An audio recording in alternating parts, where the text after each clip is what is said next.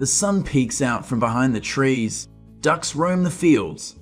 This is a familiar scene in duck-raising countries in Asia. But how do ducks in the field like this appear on your plate? In today's video, we follow the farmers to find the answer. At the same time, learn how farmers raise millions of ducks. While in developed countries like Russia, France, and Canada, ducks are raised in closed cage systems, most ducks in developing countries are raised in the traditional way. Compared to chickens, ducks are more difficult to keep in cages because they are dirtier than chickens and need access to water. The ideal life for ducks is to graze in fields. They will have plenty of space to roam, explore new fields, and spacious water areas. So the duck's body also has features adapted to living in and near water, with webbed feet, a waterproof plumage, and down to keep warm in winter.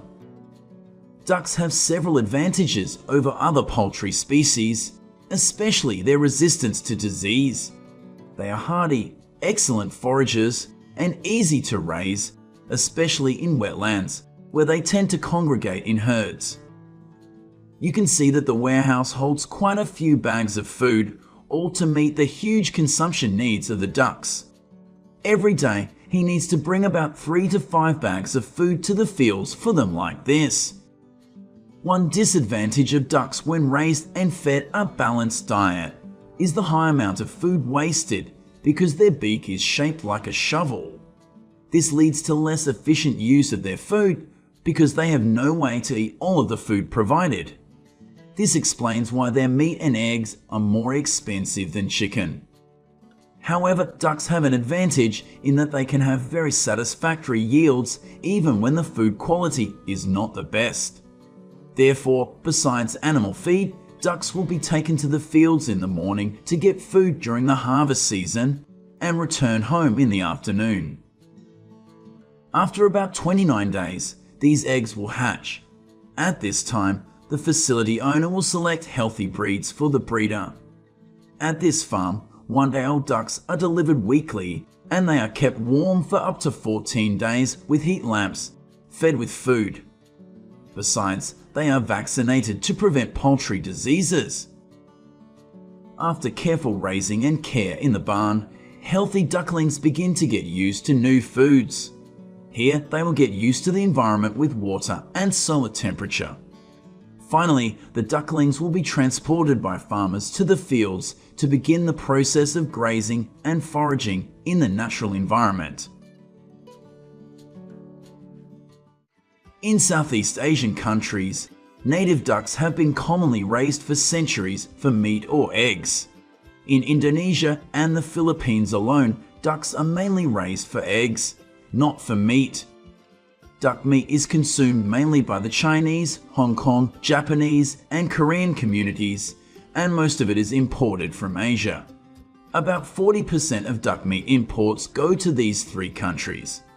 Meanwhile, Singapore is the largest importer of live ducks for processing, about 30 million USD per year. Another important byproduct is fertilizer, which has high economic value, whether sold by farmers or applied directly to crops. Feathers can also be sold. In mixed livestock systems, other products such as eggshells can be used as feed for other farm animals. Duck farming is an important sector of the poultry industry in Indonesia, Thailand, and Vietnam. This is a form of permanent duck farming. They are allowed to graze around the village and are protected at night near the villager's house in the village. Meanwhile, with mobile farming like this, ducks will be moved between areas where rice has just been harvested. They can stay there for 1 to 2 days looking for food. In rice-growing countries, synergies between duck and rice production can be seen. Widely grazed ducks act as natural predators against insects and snails. The role of ducks as predators and producers of natural fertilizers contributes to higher yields. Integrating ducks into rice farming has also helped farmers cope with the impacts of climate change, while also limiting the use of pesticides. Therefore, most farmers have chosen this technique so that the rice produced can be sold at a higher price. In addition, farmers often combine duck farming with fish farming to bring sustainable development to small farmers. Some farmers say ducklings can destroy young crops. Not only that, when the crops begin to bear fruit, it is also time to chase ducks away to avoid them from destroying them. Although no duck will lay eggs every day, most ducks will lay all winter long without needing any supplemental lighting. You can expect about 250 to 325 eggs per year from these ducks. Farmers also closely monitor them during the breeding process to avoid egg loss. Because they can lay eggs here or right in the field, there is no specific schedule or location. Farmers can only observe, search, and try to harvest the entire crop. After harvesting, the eggs will be sold to traders and production facility owners right in the field like this. Dogs will be companions to farmers during the grazing process. Regardless of the terrain, it tries to stay close to the ducks to protect them. At the end of the day, before putting the ducks back on the truck, farmers will check the number again in case the ducks get stuck like this in the rice fields. A normal organic rice farm will require a lot of labor to kill weeds and maintain soil health, but the natural movement of ducks will help aerate and strengthen the soil. The reduction in human effort facilitated by this process allows farmers to diversify their production base and potentially generate price premiums from attractive food markets. In Thailand, some farmers have chosen to switch to the Barbary duck breed introduced by the royal family due to its unique meat quality. Besides, the year-round availability of Barbary duck products is the key to convincing customers. Each Barbary duck can weigh up to 8 ib, so it takes about 65 to 85 days to grow, while other duck breeds need about 45 days. This means fewer production cycles. However, the price of Barbary duck is higher at 3.201 USD kg. A farmer's day on a duck farm in northern Mexico often starts very early. The first job of the day is to check if the ducks are healthy, check all the feeders, and cover them with straw. Besides, he also adjusts the temperature so that the ducks feel comfortable when the outside temperature increases. The end of the day is cleaning up to ensure hygiene is maintained at a standard level on the farm. At 6 or 7 weeks old, ducks raised for meat can be sent to the slaughterhouse. Here, ducks are cleaned, preserved, and sold as packaged products. They are consumed in the domestic market through retailers and restaurants. About 68% of nomads raise only one flock per year. 18% raise 2 flocks in a year depending on the breed and purpose of raising ducks. The number of workers involved ranges from 1 to 7 depending on the herd size. Breeders often live in tents with their families to cook and store additional food for the ducks. You see, not only is it hard to care for, duck farmers have to bear many health risks. Due to long-term exposure to ammonia and dust from manure, feed, feathers, and other particles, farmers are likely to suffer from chronic bronchitis, asthma, runny nose, and eye irritation. Hello my friends. Thanksgiving is a long-standing tradition in the United States and Canada. It is a celebration that brings families together to express gratitude and enjoy a feast that often revolves around a succulent turkey. But have you ever wondered about the journey those turkeys take from the farm to your dinner table? In today's video, we will begin to explore the journey of American farmers raising and butchering turkeys for this cherished holiday. According to the National Turkey Federation, about 47.3 million turkeys are eaten on Thanksgiving in the United States. This staggering number represents a significant portion of the annual turkey production. As you can see, America's vast farmlands make for a picturesque setting. Here, farmers have devoted themselves to the noble task of raising turkeys. As fall begins, these farmers prepare barns and pastures to welcome the new flock of turkeys. The baby turkeys will be carefully cared for before grazing. Farmers understand that the key to raising healthy turkeys lies in providing them with the best possible care. They ensure that the turkeys have access to clean water and a balanced diet, including grains, seeds, and natural supplements. They monitor the turkey's health, provide medical care when needed, and protect them from harsh weather conditions. On a farm in Texas, these turkeys spend about 2/3 of their time outdoors.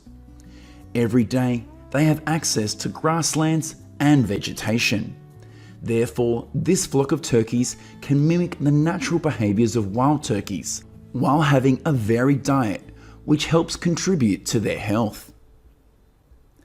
In fact, when purchasing this product, users are often concerned about the problem of antibiotics in turkeys. That's why these farmers have chosen to raise animals without using antibiotics. From chicks like these to adulthood, the entire raising process will be strictly monitored by farmers. You see, whether raised in pastures or barns, every precaution is warranted. Specifically, farmers will regularly check the grazing area to protect turkeys from predators. The barn is also scientifically designed to limit the spread of pathogens. At this farm, farmers also equip temperature sensors to monitor and adjust the temperature to help the turkeys feel comfortable.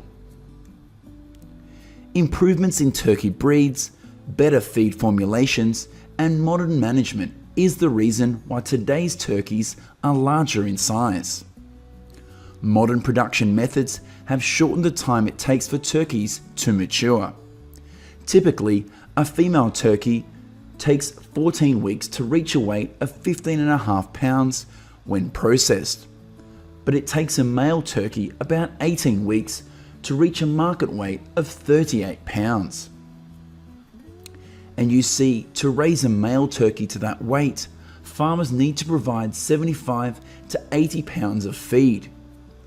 That's why feed ingredients account for about 2/3 of the cost of raising turkeys. In addition, farmers also take measures to minimize stress on turkeys, because stress can affect meat quality. Minimizing sudden loud noises and designing spacious and comfortable cages are some of the ways turkey farmers reduce the stress levels in their turkeys. More than anyone else, these farmers understand that once the turkeys are happy and healthy, their efforts will become more worthwhile. That is also the reason why free-range or organic turkeys often have higher prices on the market. However, farms raising turkeys using the free-range method are currently very few. Most turkeys we find on the supermarket shelves are raised on crowded, disease-ridden factory farms due to a lack of access of fresh air. A large number of turkeys on this farm develop uniformly, grow rapidly, and have high meat yield. This is certainly a wonderful result, but the truth is that there are many hidden dangers. Because turkeys in industrial systems often inhale dangerous concentrations of ammonia and suffer health problems. But it cannot be denied that this form of livestock farming helps farmers save time and effort. Instead of taking turkeys out to pasture and bringing them back to the barn, farmers can feed them in the barn. They can easily control the food intake, weight, and health status of the turkey flock. Of course, because of feeding at the same dosage and time, most turkeys in the flock will grow evenly. This creates favourable conditions for processing facilities that need to purchase in bulk to meet the supply for the Thanksgiving holiday.